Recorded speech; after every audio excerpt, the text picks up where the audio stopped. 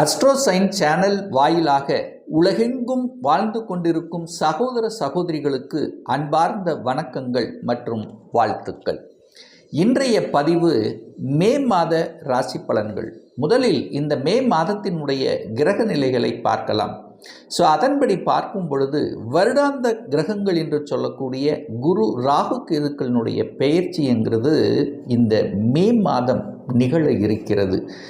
அதன்படி பார்க்கும் பொழுது குரு பகவான் இதுவரைக்கு ரிஷப மனையிலிருந்து எங்கே போகிறார்? இப்போ மிதுன மனைக்கு பெயர்ச்சியாகிறார். எப்போ? 14/5/2025. அதே போல் ராகு கேதுக்களினுடைய பெயர்ச்சியும் நடக்கிறது. அதன்படி பார்க்கும் பொழுது இந்த மே மாதம் 19/5/2025 அன்று ராகு பகவான் இதுவரை மீன மனையிலிருந்து இப்போ கும்பமனைக்கும், கேது பகவான் இதுவரை கன்னி மனையிலிருந்து சிம்ம மனைக்கும் பெயர்ச்சியாகிறது. அதே போல் சூரிய பகவான் எங்கே மேசத்தில் உச்ச பலத்தோடு இருக்கிறார் அல்லவா, அவர் 14ஆம் தேதி அன்று ரிஷப மனைக்கு பெயர்ச்சியாகிறது. செவ்வாய் பகவான் கடகமனையில் நீச்சமாக வீற்றிருக்க, சுக்கிர பகவான் மீனத்தில் அமர்ந்திருக்க, புதன் பகவான் மீன மனையிலிருந்து மேசத்துக்கு பெயர்ச்சியாகிறது. எப்போ? வருகின்ற 7/5/2025. சனி பகவான் மீன மனையில் இருந்து இந்த மாதம் பலனை கொடுக்க போகிறது. இந்த கிரக அமைப்புகளை வைத்துக்கொண்டு இந்த மாதத்தில் என்ன மாதிரியான பலன்கள், சாதகம் என்ன, பாதகம் என்ன, எதை செய்யலாம், எதை செய்யக்கூடாது, இந்த மாதத்தினுடைய தெய்வ வழிபாடு என்ன என்பதை பற்றித்தான் இந்த பதிவில் நம்ம டீட்டெயிலாக பார்க்க போகிறோம். அதற்கு முன்னால் நம்மளுடைய சேனலை நீங்கள் ஃபஸ்ட்டு டைம் பார்ப்பவர்கள் என்றால் மறக்காமல் சப்ஸ்கிரைப் பண்ணிக்கிங்க. விருச்சிக ராசி அன்பர்களே, இந்த மே மாதம் என்ன பலனை தரும் அப்படின்னு பார்க்கும் பொழுது, உங்கள் ராசிநாதன் என்று சொல்லக்கூடிய செவ்வாய் பகவான் 9ஆம் இடம் என்று சொல்லக்கூடிய பாக்கியஸ்தானத்தில் இருக்கிறது ஒரு நல்ல தன்மைதான். ஆனால் அங்கே செவ்வாய் நீச்சமாக இருக்குது. அப்போ ஏதாவது கெடுதல் நடந்து விடுமா அப்படின்னா நிச்சயமாக இல்லை. ஏன்னா திக்பலத்துக்கு அருகில் தான் உட்கார்ந்துருக்கு. அதனால் செவ்வாயினால் பெரிய பாதிப்பு ஏற்படுத்த போவதில்லை. உங்கள் மனசு, எண்ணம், செயல், சிந்தனைகள் சிறப்பு பெறக்கூடிய ஒரு நல்ல மாதம் தான். ஏன்னா இதுவரைக்கும் கடந்த 2.5 வருடங்களாக சனி பகவான் உங்கள் ராசியை பார்த்து கொண்டு ஒரு கெடுத்து கொண்டு இருந்தார்னு சொல்லுவேன். என்ன கெடுப்பார்? கொஞ்சம் பிடிவாத குணம் இருந்தது, ஆக்ரோஷம் இருந்தது, மந்தம் இருந்தது, டல்லாக இருந்தது, ஒரு சோம்பேறித்தனம் இருந்தது, எதுவும் நடக்கலை அப்படிங்கிற தன்மை இருந்ததளவா இப்போ சனி விலகி விட்டார். அதாவது அர்த்தாஷ்டம சனியாக உங்களுக்கு இருந்தது விருச்சிக ராசி என்பர்கள். அதாவது அஷ்டம சனியில் ஒரு பாதி வழி கொடுத்து கொண்டிருந்தது. இப்போ அந்த சனியால் உங்களுக்கு அத்தனை பிரச்சனைகள் விலகி விட்டது. அதே சமயத்தில் உங்களுக்கு உங்கள் மனசு, எண்ணம், செயல், சிந்தனையில் குழப்பமாக இருந்த சில விஷயங்கள் இப்போ நல்லது நடக்கக்கூடிய தன்மை. என்ன நல்லது? பணம் கொடுத்து வச்சு அது வரலையே என்று கவலைப்பட்டு கொண்டிருந்த இந்த விருச்சிக ராசி என்பதற்கு அந்த பணம் ரிட்டர்ன் ஆகக்கூடிய சந்தர்ப்பங்கள் உள்ளது. இது ஒரு பாசிட்டிவ் பாயிண்ட். அதே சமயத்தில் எங்காவது ஒரு இடத்துல மறைவாக இருந்த பணம், இன்சூரன்ஸ் பணம், அந்த மாதிரி திடீர் என்று பணம் வரக்கூடிய வாய்ப்புகள், சந்தர்ப்பங்கள் இந்த விருச்சிக ராசி என்பவர்களுக்கு உண்டு.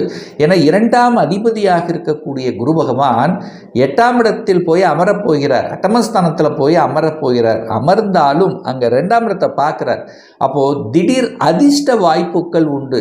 தனம் திடீர் என்று வரக்கூடிய வாய்ப்புகள், திடீர் என்று குடும்பம் அமையக்கூடிய தன்மைகள், அப்போது வரன் அமையக்கூடிய தன்மம், குடும்பத்தில் ஒரு உறுப்பினர்களை இணைத்து கொள்ளக்கூடிய விஷயங்கள், இதெல்லாமே நல்லபடியாக நடக்கக்கூடிய ஒரு நல்ல மாதம் இந்த விருச்சிக ராசி அன்பர்களுக்கு. முயற்சி ஸ்தானம், தைரிய வீரியத்தை கொடுக்கக்கூடிய அந்த சனி பகவான் தனக்கு 3ஆம் இடம் என்று சொல்லக்கூடிய 5ஆம் இடத்தில் இருக்கிறது நல்லது. அது குருவின் வீட்டில் இருக்கிறது ஒரு நல்ல தன்மையைத்தான் தருகிறது. அப்போ தைரியத்துக்கும் வீரியத்துக்கும் உங்களுக்கு எந்த பிரச்சனை ஏற்படுத்த போவது இல்லை. அப்போ தைரியமாக வேலை செய்வீங்க. அதாவது என்னன்னா கொஞ்சம், அதாவது ட்ராவல், 3ஆம் இடம் என்பது என்ன, ட்ராவல் அல்ல, சிறுதூர பிரயாணங்கள், கொஞ்சம் போயிட்டு வருது, கொஞ்சம் அலைச்சல் திருச்சல், கொஞ்சம் டென்ஷன், அதன் மூலமாக அனுகூலம் ஆதாயம் உண்டு. இதுதான் பண்ணுமே ஒழிய பெரிய பாதிப்பை ஒன்றும் ஏற்படுத்த போவதில்லை.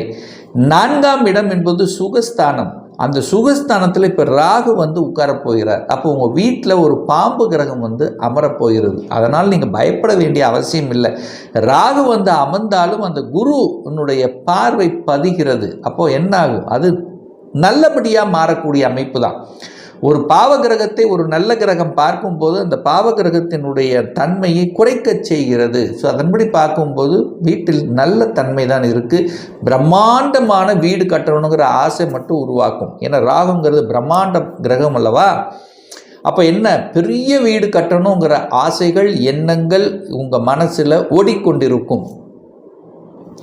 சரி, அது கட்டுவானா அப்படின்னு நீங்கள் கேட்டிங்கன்னா அந்த அமைப்பு இருக்கிறது. குரு பார்க்கிறார், தனாதிபதி பார்க்கிறார். தனத்தை கொடுக்கக்கூடியவன், பணத்தை கொடுக்கக்கூடிய அந்த குரு பகவான் அந்த 4ஆம் இடத்தை பார்க்குறார், ராகுவை பார்க்குறார். அப்போ பிரம்மாண்டமாக கடனை வாங்கி ஏதாவது ஒன்று பண்ணி ஒரு பெரிய வீடை வாங்கக்கூடிய கட்டக்கூடிய யோகம் என்பது நிச்சயமாக உண்டு. அதே மாதிரி வாகனத்தையும் வாங்கக்கூடிய அமைப்புங்கிறது இருக்கிறது இந்த விருச்சிக ராசி அன்பர்கள். 5ஆம் இடம் என்பது என்ன? பூர்வ புண்ணியம், பஞ்சமஸ்தானம், காதல் ஸ்தானம் அப்படின்னு சொல்லுவோம். அப்போ அந்த காதல் காரகனான சுக்கிரன் அங்கே 5ல் இருக்குது. நிறைய விருச்சிக ராசி என்பவர்கள் காதல் வயப்படக்கூடிய தன்மை, காதலுக்குள்ளே போகக்கூடிய தன்மை எல்லாம் இருக்குது. ஆனால் 5க்குரியவன் இந்த 14ஆம் தேதிக்கு அப்புறம் 8ல் போய் மாறுறார். அப்போ காதலில் இருக்கின்றவர்களும் கொஞ்சம் விட்டு கொடுத்து அனுசரணையோடு போகணும். ஏன்னா 5க்குரியவன் 8ல் போய் அமர்கிறார். 5 என்பது காதல், 8ங்கிறது ஒரு பிரச்சனை. அப்போ கொஞ்சம் விட்டு கொடுத்து அனுசரணையோட கரெக்டாக நடந்துக்கணுங்கிறத மட்டும் ஞாபகத்தில் வைத்துக் கொள்ளுங்கள் இந்த விருச்சிக ராசி அன்பர்கள். குழந்தைகள் அதே மாதிரி தான். குழந்தைகளினுடைய ஹெல்த் விஷயத்திலும் குழந்தைகளை கொஞ்சம் அக்கறை எடுத்துக்கொள்வதும் இந்த விருச்சிக ராசி அன்பர்களுக்கு நல்லது. குழந்தைகளுடன் கோபதாபதங்கள் ஆகாது. அவங்கள மோட்டிவேட் தான் பண்ணணும், டீக்ரேட் பண்ணக்கூடாது என்பதை ஞாபகத்தில் வைத்துக் கொள்ளுங்கள் இந்த விருச்சிக ராசி அன்பர்கள். 6க்குரியவன் யாரு? அதாவது செவ்வாய் பகவான். கடன், நோய், எதிர்ப்பு, பகையை தரக்கூடிய அந்த செவ்வாய் பகவான் 9ஆம் இடத்துல போய் அமர்ந்து கொண்டு என்னவா இருக்கார்? நீச்சமாக இருக்கார். அப்போ பெரிய ஒரு தொந்தரவுங்கிறது இல்லை. எதிர்ப்பு இருந்தாலும் அதை காமிக்க மாட்டாங்க. அப்படியே அதாவது ஒரு ஸ்டாக்னண்ட்டாக அப்படியே இருக்கக்கூடிய தன்மை தான். அதனால் எதிர்ப்பால் பெரிய பாதிப்பு என்பது நிச்சயமாக இல்லை. வேலை உண்டு, வேலையில் கொஞ்சம் அலைச்சல் திருச்சல் இருக்கும், அவ்வளோதான். மற்றபடி வேலையில் பிரச்சனை என்பது இல்லை. சரி, எனக்கு இது வரைக்கும் வேலையே கிடைக்கல சார், ஒரு 2-3 மாதமாக தேடிட்டு இருக்கேன் அப்படின்னு இருக்கக்கூடிய இந்த விருச்சிக ராசி என்பர்கள் இந்த மாதத்தினுடைய பிற்பகுதியில் ஒரு நல்ல வேலை, படித்த படிப்புக்குண்டான வேலை கிடைப்பதற்கான அத்தனை சாத்தியக்கூறுகளும் தென்படுகிறது. அதனால் அதற்கான முயற்சி எடுங்க, சக்ஸஸ் கொடுக்கும். அது குரு பகவான் போய் 8ல் உட்காந்துட்டார் அல்லவா. அப்போ நீங்கள் எங்கே வேலை கிடைக்கும்? உங்கள் ஊரை விட்டு வெளியில் தான் வேலை கிடைக்கும். இப்போ ஊருக்குள்ளேயே தேடிட்டு இருக்கீங்க, உங்கள் டிஸ்ட்ரிக்ட்குள்ளேயே தேடிட்டு இருக்கீங்கன்னா கொஞ்சம் ஒரு இழுபடியாகத்தான் இருக்கும். அதனால் இந்த விருச்சிக ராசி என்பவர்கள் வேலை தேடுபவர்கள் இப்போது அதர் டிஸ்ட்ரிக்ட், அதர் ஸ்டேட், வெளிநாடு இந்த மாதிரி அப்ளை பண்ணிங்கன்னா இமீடியட்டாக உங்களுக்கு சக்ஸஸ் கொடுக்கக்கூடிய அமைப்புங்கிறது இந்த கோச்சார ரீதியாக தெளிவாக தெரிகிறது. ஏன்னா குரு பகவான் 8ஆம் இடத்தில் அமர்ந்து கொண்டு 12ஆம் இடத்தை பார்க்குறார். வெளிநாடு, வெளி மாநிலம் 12ஆம் இடத்தை பார்க்கறதுனால உங்கள் தொழிலுக்காக, வேலைக்காக நீங்கள் வெளி மாநிலம், வெளியூர் இந்த மாதிரி போகக்கூடிய வாய்ப்புகள், சந்தர்ப்பங்கள் மிகுதியாக இருக்கிறது. அப்போது வெளிநாட்டு தொடர்புகள், அந்நிய மத தொடர்புகள், வெளிநாட்டு நண்பர்கள் கிடைக்கப் பெறக்கூடிய ஒரு மாதமாக இந்த விருச்சிகத்துக்கு அமையும். சார், திருமணம் சார்ந்த சுப காரியங்கள் நடக்குமா சார்? குரு பகவான் போய் 8ல் மறைஞ்சிட்டாரே, நமக்கு குரு பலன் இல்லைம்பாங்களே, அப்போ ஒரு வருடத்துக்கு திருமணம் நடக்காதா, தடையா அப்படின்னு கேட்டிங்கன்னா நிச்சயமாக இல்லை. குரு பகவான் 8ஆம் இடத்தில் அமர்ந்து கொண்டாலும் 2ஆம் இடமான குடும்பஸ்தானத்தை பார்க்குறார். அப்போ குடும்பத்தை அமைத்து கொடுப்பதற்கான சாத்தியக்கூறுகளை உருவாக்குவார். 8ங்கிறது திடீர் அதிர்ஷ்டம். திடீர் மூலியமாக திடீர் என்று திருமண பாக்கியம் கை கொடுக்கும். அதுதான். அப்போ திடீர் பாக்கியங்கள், திடீர் திருமண வாழ்க்கை அமையும். 7க்குரியவன் 5ஆம் இடத்தில் இருக்கார். அப்போ காதல் இருக்கிறவங்களுக்கு காதல் திருமணம் கைகூடக்கூடிய தன்மைகள், திடீர் திருமணம் ஃபிக்ஸ் ஆகக்கூடிய அமைப்புகள் இதெல்லாமே சிறப்பு பெறும். அதனால் நீங்கள் கவலைப்பட வேண்டிய அவசியம் என்பது இல்லை. 10ஆம் அதிபதியாக இருக்கக்கூடிய சூரிய பகவான் இந்த மாதத்தினுடைய முற்பகுதியில் எங்கே இருக்காருன்னு பாருங்கள். 6ஆம் இடத்துல உச்சபலத்தோட வலிமையாக இருக்கார். அதிகாரம் தேடி வரும். இந்த நிறைய விருச்சிக ராசி என்பவர்கள் சீருடை அணிந்து பணியாற்றக்கூடிய தொழிலில் இருப்பீங்க, அதிகாரம் சம்பந்தப்பட்ட துறையில் இருப்பீங்க. அதெல்லாம் நல்லது நடக்கக்கூடிய தன்மை. அதுக்கான முயற்சி எடுத்தீங்கன்னா சக்ஸஸ் கொடுக்கும். ஒரு சிலருக்கு ப்ரமோஷன், பட்டம், பதவி, கௌரவம் நிலைநாட்டக்கூடிய ஒரு நல்ல மாதமாக இருக்குது. சூரியன் சூப்பராக இருக்கிறதுனால அரசு சார்ந்த விஷயத்தில் நன்மைகள், தகப்பன் மூலமாக நன்மைகள் நடக்கக்கூடிய ஒரு காலகட்டமாக அமையும். இந்த சூரியன் பெயர்ச்சிக்கு அப்புறம் எப்போ பெயர்ச்சி ஆகுது அப்படின்னு கேட்டிங்கன்னா 14ஆம் தேதி, மே மாதம் 14ஆம் தேதிக்கு அப்புறம் சூரியன் 7ஆம் இடத்துல போய் அமர்ந்து கொண்டு உங்கள் ராசியை பார்க்குறார். அப்போது 10ஆம் அதிபதி ராசியை பார்க்க போகிறார். தொழிலுக்கான உங்களுடைய எண்ண ஓட்டங்கள் விருத்தியாகும். தொழிலை அப்படி பண்ணலாம், அபிவிருத்தி பண்ணலாம். அப்போ சூரியனுங்கிறது யார்? தந்தை. தந்தையின் மூலமாக கணிசமான லாபம் கிடைக்கும். தந்தையினுடைய அரவணைப்பு இருக்கும். தந்தை உங்களை பார்த்து கொண்டு இருப்பார். சூரியன் அப்படிங்கிறது யார்? தன்னம்பிக்கைக்குரிய ஒரு கிரகம். தன்னம்பிக்கை கிடைக்கும். ஒரு மனிதனுக்கு மிக முக்கியமானது தன்னம்பிக்கை. எல்லாம் அந்த தன்னம்பிக்கை இந்த மாதம் மே மாதம் 14க்கு அப்புறம் இந்த விருச்சிக ராசி என்பர்கள் தன்னம்பிக்கையுடனும் ஒளி பொருந்திய தன்மையோடு இருக்க போகிறாங்க. அப்போ சூரியன் லக்னத்தை பார்க்குறது, ராசியை பார்க்கும்போது வெளிச்சத்துக்கு வருவீங்க. இருட்டில் இருந்த நீங்கள் வெளிச்சத்துக்கு வரக்கூடிய அமைப்புகள், சந்தர்ப்பங்களை காமிக்கும். அதுக்கான வழி பிறக்கும் இந்த விருச்சிக ராசி என்பர்கள் இந்த மே மாதம். அதே சமயத்தில் வெளிநாடு, வெளிமாநிலம் சூப்பராக இருக்க போகுது. வெளிநாட்டில் பிஆர், ஒரு வருஷமாக பிஆர் கிடைக்கலன்னு இருந்தவங்களுக்கெல்லாம் இந்த வருடத்தின் தொடக்கம் இந்த மே மாதமே உங்களுக்கு சிறப்பு பெறும். நல்ல ஒரு சொல்யூஷன் கொடுக்கும். பிஆர் கிடைக்கும், செட்டில் ஆவீங்க.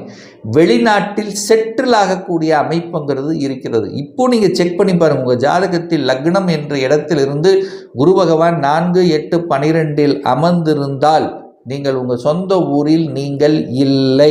சொந்த ஊரை விட்டு வெளியில் போய் படிச்சுட்டு இருப்பீங்க, அல்லது சொந்த ஊரை விட்டு அட்லீஸ்ட் ஒரு 200 கிலோமீட்டருக்கு தள்ளியாவது நீங்கள் போய் வேலை பார்க்கக்கூடிய அமைப்பு. அப்படி எதுவுமே பண்ணலைன்னா கூட வெளிநாட்டு தொடர்புடைய கம்பெனியில் வேலை பார்க்கக்கூடிய அமைப்புங்கிறது நிச்சயமாக இருக்கும். இதை நீங்கள் செக் பண்ணி பாருங்கள். அதற்கு தகுந்த மாதிரி இப்போ கோச்சாரம் துணை புரிகிறதுனால வெளிநாடு, வெளி மாநிலம், அந்நிய தேசம் இந்த மாதிரியான அமைப்பு இருக்குது. 2 கிரக பெயர்ச்சிகள், வருடாந்திர கிரகங்களுடைய பெயர்ச்சி இருக்கிறதுனால நல்ல மாற்றங்களை கொடுக்கக்கூடிய ஒரு மாதமாக இந்த மே மாதம் திகழப்போகிறது. ஒரு துல்லிய பலன். உங்கள் ஜாதகத்தில் கிரகங்கள் எப்படி அமைந்திருக்கிறது, என்ன ஆதிபத்தியம் பெற்றிருக்கு, எந்த டிகிரியில் இருக்கார், இப்போ நடப்பு கோச்சாரம் எப்படி இருக்குது, இப்போ நடப்பு தசாநாதன், புத்திநாதன், அந்தரநாதன், சூட்சமநாதன் எப்பேற்பட்ட நிலையில் இருக்கிறார். இப்போ இந்த 2025 சொந்த தொழில் செய்வதற்கான கொடுப்பினை நம்முடைய ஜாதகத்தில் இருக்கிறதா? அப்படி இருக்கக்கூடிய பட்சத்தில் எப்போ நம்ம சொந்த தொழிலை செய்யலாம்? என்ன படிப்பு படிக்கலாம்? என்ன படிப்பு படிப்பதற்கான விதி கொடுப்பினை நம்முடைய ஜாதகத்தில் இருக்குது? என்ன கோர்ஸ் படித்தா நம்முடைய ஃப்யூச்சர் நன்றாக இருக்கும்? எப்போ எனக்கு ப்ரமோஷன் கிடைக்கும்? இதுவரைக்கு திருமண தடை, எப்போ தான் நமக்கு திருமணம் நடக்கும்? எப்போ குழந்தை பாக்கியம் கிடைக்கும்? எப்போ நான் வீடு கட்டுவேன்? இது போன்ற கேள்விகளுக்கு துல்லியமான பதிலை நம்மால் கூற முடியும். ஒரு பர்சனல் கன்சல்டேஷன் எடுத்துக்கணும், சுயஜாதகம் பார்க்கணும் என்று விருப்பமுடைய அன்பர்கள் டிஸ்பிளே தெரியக்கூடிய நம்பருக்கு வாட்ஸ்அப் மூலியமாகவோ ஃபோன் கால் மூலியமாகவோ தொடர்பு கொண்டு நேரடியாகவோ அல்லது ஆன்லைன் மூலமாகவோ கன்சல்டேஷன் எடுத்துக்கலாம். நம்முடைய அலுவலகம் கோயம்புத்தூரில் அமைந்துள்ளது. அதாவது கோயம்புத்தூரிலிருந்து மேட்டுப்பாளையம் செல்லும் வழியில் வெள்ளக்கிணர் பிரிவு அருகில், அதாவது அன்னபூர்ணா ஹோட்டலுக்கு அருகில் அமைந்துள்ளது. பிரியர் அப்பாயின்மெண்ட் வாங்கிட்டு நேரடியாக கன்சல்டேஷன் எடுத்துக்கலாம். ஆன்லைன் மூலம் கன்சல்டேஷன் எடுத்துக்கிறவங்க உங்களுடைய பெயர், உங்களுடைய தற்போது வசிக்கும் இடத்தை வாட்ஸ்அப்பில் குறிப்பிட்டு ஆன்லைன் மூலமாகவும் கன்சல்டேஷன் எடுத்துக்கலாம். நிச்சயமாக இந்த பதிவு ஏதாவது ஒரு ரூபத்தில் உங்களுக்கு யூஸ்ஃபுல்லாக இருக்குங்கிறதுல எந்தவித மாற்று கருத்தும் கிடையாது. இந்த ராசி நட்சத்திர நேயர்கள் அனைவரும் வாழ்க வளர்க வளம் பெறுக என்று எனது வாழ்த்தினை தெரிவித்துக் கொண்டு விடைபெறுகிறேன். நன்றி, வணக்கம், வாழ்த்துக்கள்.